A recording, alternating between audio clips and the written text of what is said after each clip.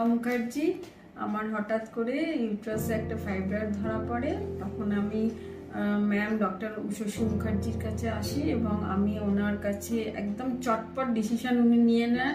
আমার হিস্টেক্টমি হয়ে যায় একদম সাকসেসফুলি।